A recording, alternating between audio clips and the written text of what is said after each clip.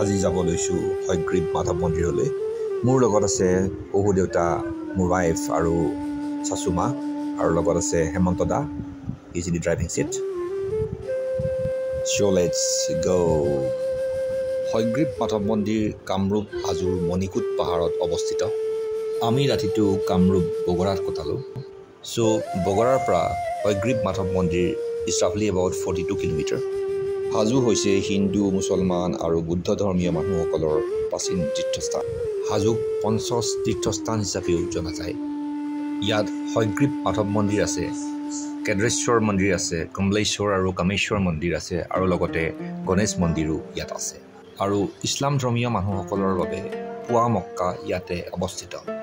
বগৰাৰ পৰা হয়গ্ৰীৱ মাধৱ মন্দিৰলৈ যোৱা পথত সোঁহাতে দেখিবই লংকেশ্বৰ মন্দিৰ। এয়া হৈছে লংকেশ্বৰ মন্দিৰ।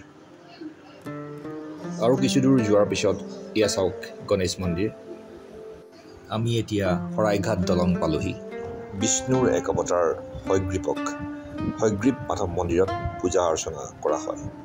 সংস্কৃত ভাষাত হয় মানে ঘোঁৰা আৰু গ্ৰীৱ মানে ডিঙি, অৰ্থাৎ ঘোঁৰাৰ মূৰসহ বিষ্ণুক এই মন্দিৰত পূজা অৰ্চনা কৰা হয়। আৰু বুদ্ধ ধৰ্মীয় মানুহসকলৰ বাবেও ই এক পবিত্ৰ স্থান। কিছু বৌদ্ধ ধৰ্মীয় লোকে বিশ্বাস কৰে যে ইয়াতে গৌতম বুদ্ধই নিৰ্বাণ লাভ কৰিছিল। আমি এতিয়া হয়গ্ৰীৱ মাধৱ মন্দিৰ পালোহি। ইয়াতে গাড়ী পাৰ্কিং কৰি আগবাঢ়িম। আপোনালোকে দেখিছেই ইয়াত পূজা সামগ্ৰীৰ দোকান আছে। ইয়াতে আমি চাকি বন্তি কিনিম আৰু হয়গ্ৰীৱ মাধৱ মন্দিৰলৈ বুলি যাত্ৰা আৰম্ভ কৰিম।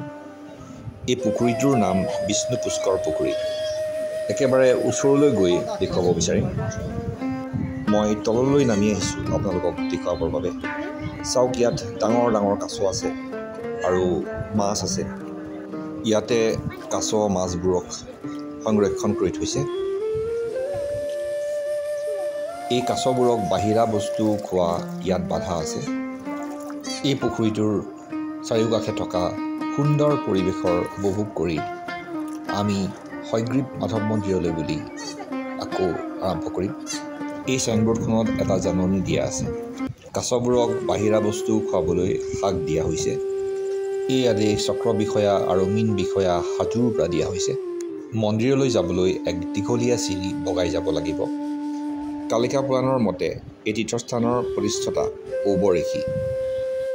ঔৱ ঋষিৰ তপস্যা ভংগকাৰী জৱাসুৰ, অয়াসুৰ আৰু 5জন অসুৰক বধ কৰি ভগৱান বিষ্ণুৱে এই ঠাইতে অৱস্থান কৰি আছে। হয়গ্ৰীৱ মাধৱ এক প্ৰাচীন মন্দিৰ যদিও বৰ্তমান ঘৰটো পিছৰ কাল। পুৰণি মন্দিৰটো ভাঙি যোৱাৰ পাছত কোচ ৰজা ৰঘুবীৰে 1583 চনত এই মন্দিৰটো পুনৰ নিৰ্মাণ কৰে। কিছুসংখ্যক বুৰঞ্জীবিদৰ মতে পাল বংশৰ ৰজাই নিয়াৰ এবাউট 10th চেঞ্চুৰীত এই মন্দিৰটো নিৰ্মাণ কৰিছিল। আহোম ৰজা পূৰ্ণানন্দ সিংহৰ দিনত কলীয়া ভোমোৰা বৰফুকনৰ পত্নীয়ে এটুকুৰা মাটি দান কৰিছিল আৰু এটা পাইক পৰিয়াল দান কৰিছিল এই মন্দিৰটো চোৱা চিতা কৰিবৰ বাবে। অৱশেষত আমি মন্দিৰটোৰ একদম ওচৰ পালোহি। এয়া হৈছে মন্দিৰটোৰ কাৰ্যালয় আৰু পুৰোহিত থকা ঘৰ, আৰু এয়া হয়গ্ৰীৱ মাধৱ মন্দিৰ। আমি ইয়াতে এজন পুৰোহিত লগ পালোঁ, যোনে আমাক মন্দিৰটোৰ বিষয়ে বুজাই দিলে। এইটো হৈছে নৈবেদ্য ঘৰ। এয়া কমিটিৰ কাৰ্যালয়। কমিটি কাৰ্যালয়। ইয়াতে পুৰোহিতখিনি মানে অসুবিধাই মানে ইয়াত থাকে। আচ্ছা আচ্ছা। এইফালে পুৰোহিত থকা ঘৰ, সেইফালে আছে নিবাস, পুৰোহিত নিবাস এইফালে আছে, পিছফালে এইফালে আছে এই বিজয়নাৰ ঘৰ। এয়া হৈছে হয়গ্ৰীৱ মাধৱ বিষ্ণু মন্দিৰ। এয়া হৈছে বিষ্ণু মন্দিৰ, আৰু পিছফালে লক্ষ্মী মন্দিৰ আছে, আৰু মাজত সেইখিনিতে নৰসিংহ মন্দিৰ আছে। আমি ওচৰৰ পৰা গৈ নৰসিংহ মন্দিৰটো এবাৰ চাব বিচাৰিম। আৰু সোঁহাতে এয়া হৈছে হয়গ্ৰীৱ মাধৱ মন্দিৰ।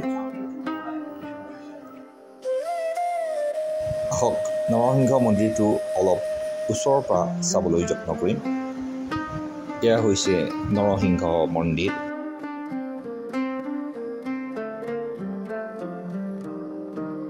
বিষ্ণু মন্দিৰৰ ৱালত থকা ভাস্কৰ্যসমূহ মই লক্ষ্য কৰিব ল'লোঁ, আৰু পুৰোহিতজনেও বৰ সুন্দৰকৈ এটা এটাকৈ ভাস্কৰ্যসমূহ মোক বুজাই গ'ল। পুৰোহিতজনৰ পৰা জনামতে বিষ্ণুৰ 10ম অৱতাৰ এই ভাস্কৰ্যসমূহত বৰ্ণনা কৰা আছে। এই ভাস্কৰ্যসমূহৰ ভিতৰত গৌতম বুদ্ধৰ প্ৰতিমূৰ্তিও দেখা যায়। মন্দিৰত থকা সকলো ভাস্কৰ্যসমূহ বুজাব পৰা নাযায় যদিও এই ভাস্কৰ্যসমূহ পুৰুষাকৃত। 124টা হাতী অঁকা আছে নেকি? এই মন্দিৰটোৰ এটা বৈশিষ্ট্যতা হৈছে যে মন্দিৰটোৰ তলৰ শাৰীত হাতীৰ প্ৰতিমূৰ্তি এলানি আছে। এটা লোকবিশ্বাস আছে যে মানুহে এই মন্দিৰত তুলসী মালা অৰ্পণ কৰিলে মনোকামনা পূৰ্ণ হয়। সেইটো কথা হৈছে দৌল মন্দিৰে। এই কোনে বনাইছিলে? কিবা আছে? এইটো আমাৰ ইন্দ্ৰদণ্ড ৰজাৰ দিনত প্ৰতিষ্ঠা হৈছিলে। এইটো দৌল মন্দিৰ। মন্দিৰটো এতিয়া বন্ধ হৈ আছে। এইখিনিতে আমি চাকি বন্তি জ্বলাম হিচাপে ৰখাৰ কাৰণে বিষ্ণুৰ ৰূপ হিচাপে ৰখাৰ কাৰণে বিষ্ণুৰ ৰূপ বৈষ্ণৱ কুৰ্ম বৰা অৱতাৰ হয় না, নহয় জানো? সেয়া সেইকাৰণে পুখুৰীটো মাধৱ পুখুৰী বুলি কয়। মাধৱ পুখুৰী বিষ্ণু পুষ্কৰ। আচ্ছা, নাম হৈছে বিষ্ণু পুষ্কৰ। তাত মাছ কাছ আছে। মাছ কাছটো সম্পূৰ্ণ সংৰক্ষণত থাকে। ইয়াৰ মাছ কাছ কোনেও নাখায়। ইয়াত কিবা খাবলৈ দিব পাৰে নাই? খাবলৈ দিব পাৰে। মুড়ি দিয়া হয়, তাত আছে, দোকানত তলত পাব। সেইটো দিলে হ'ল। আগতে সন্যাসীবোৰ আছিলে ন? পূজাৰীজনে কৈছে সৰুকে যি ৰঙা ঘৰটো দেখিছে ইয়াতে আগতে সন্যাসীবোৰ আছিলে।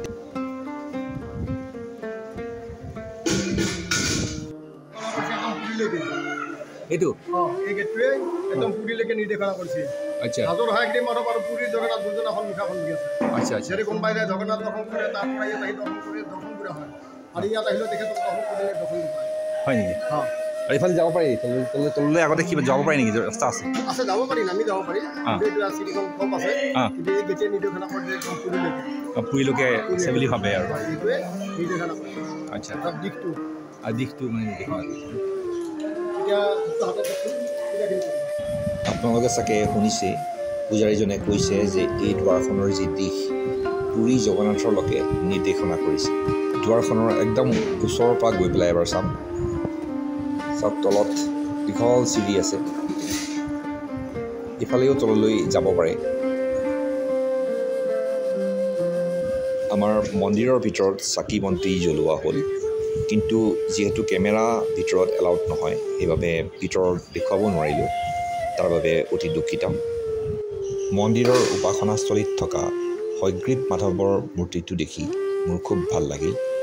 আপোনালোকে যদি হয়গ্ৰীৱ মাধৱ মন্দিৰ অহা নাই, আশা কৰোঁ আহিব আৰু এই মন্দিৰটোৰ পৰা আশীৰ্বাদ লৈ যাব। আজি সেই প্ৰাচীন ঋষিভূমিৰ তপভূমিত থিয় হৈ মোৰ সেই বুৰঞ্জীৰ দিনবোৰলৈ মনত পৰিছে। আজি মন্দিৰটোত ইমান এটা ভিৰ নাছিল আৰু ইমান এটা সেউজীয়া পৰিৱেশৰ মাজত এই মন্দিৰটো অৱস্থিত। কেতিয়াবা আহি অলপ সময় কটাবলৈ আপোনালোকৰো নিশ্চয় মন যাব। আমি হয়গ্ৰীৱ মাধৱ মন্দিৰ দৰ্শন কৰিলোঁ। পূজাৰীজনৰ পৰা বহু নজনা কথা গম পালোঁ। হয়গ্ৰীৱ মাধৱ মন্দিৰৰ পৰা তললৈ নামি যোৱা পথত খন্তেক ৰৈ আমি সেউজীয়া পৰিৱেশৰ উপভোগ কৰিলোঁ। আশা কৰোঁ ভিডিঅ'টো চাই ভাল পালে। থেংকছ ফৰ ৱাচিং।